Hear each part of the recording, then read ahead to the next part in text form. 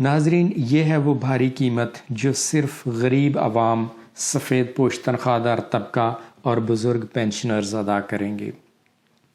مٹی کی محبت میں ہم آشفتہ سروں نے وہ قرض اتارے ہیں کہ واجب بھی نہیں تھے۔ السلام علیکم ناظرین، میں ہوں آپ کا میزبان عبدالمناف۔ کیسے مزاج ہیں؟ امید ہے کہ آپ خیریت سے ہوں گے۔ IMF کے ساتھ مالی امداد کے پروگرام کی بحالی کا معاہدہ طے پا گیا ہے۔ فی الوقت ایک قلیل مدتی پروگرام کی اسٹاف لیول پر منظوری دی گئی ہے۔ اس مختصر دورانیے کے امدادی پیکیج کے تحت پاکستان کو $3 ارب دیے جائیں گے۔ لیکن اس پروگرام کی بحالی کے عوض ہمیں کیا قیمت چکانی ہوگی؟ کیا یہ بھاری قیمت صرف عوام ادا کرے گی یا اشرافیہ بھی اپنا حصہ ڈالے گی؟ عوام، سفید پوش طبقہ، سرکاری ملازمین اور پینشنرز اس سے کیسے متاثر ہوں گے؟ آئیے جائزہ لیتے ہیں۔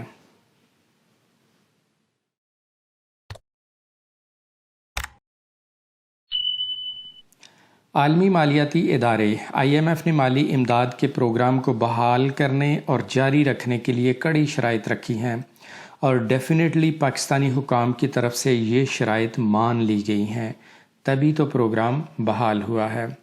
چند ایک شرائط یہ ہیں: بجلی کی قیمت میں اضافہ کیا جائے، فی یونٹ ریٹس بڑھا دیے جائیں، پیٹرولیم لیوی بڑھائی جائے۔ ناظرین، جب بجلی، گیس اور تیل کی قیمتوں میں اضافہ کیا جاتا ہے تو ہر چیز کی قیمت خود بخود بڑھ جاتی ہے۔ یوں سمجھیں کہ مہنگائی کا طوفان آ جاتا ہے۔ اگلی اہم شرط ہے کہ ٹیکسز بڑھائے جائیں اور ایکسچینج ریٹ کو مارکیٹ کے حساب سے مقرر کیا جائے۔ اب ذکر ہوگا سرکاری ملازمین اور پینشنرز کا۔ ایک شرط یہ بھی ہے کہ پینشن کو ختم کر دیا جائے۔ پینشن کو ختم کرنے کے لیے کنٹریبیوٹری پینشن فنڈ قائم کر دیا گیا ہے۔ اس فنڈ کے رولز اینڈ پروسیجرز پر کام ہو رہا ہے۔ نئے بھرتی ہونے والے ملازمین کو اس فنڈ کے تحت پینشن ملا کرے گی۔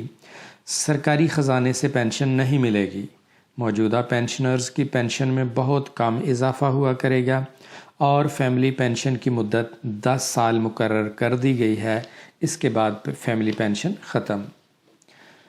سرکاری ملازمین کی تنخواہ کے حوالے سے جو اقدامات کیے جا رہے ہیں وہ کچھ یوں ہیں کہ IMF نے شرط رکھی ہے کہ سرکاری ملازمین کی اینول انکریمنٹ یعنی سالانہ ترقی ختم کر دی جائے۔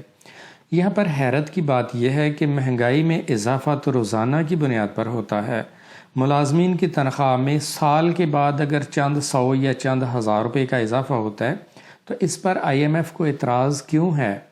کیا IMF اور پالیسی سازوں کو وہ لاڈلے محکمے نظر نہیں آتے جن کی تنخواہوں میں راتوں رات 100%، کبھی 200% اور کبھی 300% اضافے کر دیے جاتے ہیں؟ ہر سال 2-3 اضافی تنخواہیں یوں ہی دے دی جاتی ہیں، جن کا ایک ایک الاؤنس ان کی بنیادی تنخواہ سے زیادہ ہے۔ کیا وہ اشرافیہ نظر نہیں آتی جن کے لیے ایک آرڈر کے تحت تا حیات مراد کی منظوری دے دی جاتی ہے؟ ایسی روایات تو شاید مغل بادشاہوں کے دور میں بھی نہ ہوں گی۔ کھٹکتے ہیں تو صرف عام محکموں کے لاوارث ملازمین کی تنخواہ کے چند ہزار روپے۔ یہ ڈسپیرٹی کیوں ہے؟ گورنمنٹ کا منصوبہ یہ ہے کہ جس بنیادی تنخواہ پر کوئی ملازم بھرتی ہو اسی پر اسے ریٹائر کر دیا جائے۔ جب بیسک پے نہیں بڑھے گی تو الاؤنسز بھی نہیں بڑھیں گے، اور ریٹائرمنٹ کے وقت پینشن کا فارمولہ اسی بیسک پر لگے گا، یعنی پینشن نہ ہونے کے برابر ہوگی۔ ہاں، ٹیکسز اور مہنگائی میں دن رات اضافہ ہوتا رہے گا۔ اس طرح ایک پڑھے لکھے سرکاری ملازم کی آمدن شاید ایک مزدور سے بھی کم ہو جائے۔ یہی وہ ملازمین ہیں جو مل کر ملک کی نظام چلاتے ہیں، ہر ڈیوٹی نبھاتے ہیں۔ اگر انہی کا گلا گھونٹ دیا گیا تو پھر نظام کون چلائے گا؟ ناظرین، یہ ہے وہ بھاری قیمت جو صرف غریب عوام، سفید پوش تنخواہ دار طبقہ اور بزرگ پینشنرز ادا کریں گے۔ مٹی کی محبت میں ہم آشفتہ سروں نے وہ قرض اتارے ہیں کہ واجب بھی نہیں تھے۔ کومنٹ کر کے اپنے فیڈ بیک سے ضرور آگاہ کیجیے گا۔ اجازت چاہوں گا، اپنا خیال رکھیں۔ ملاقات ہوگی نیکسٹ ویڈیو کے ساتھ، تب تک کے لیے اللہ حافظ۔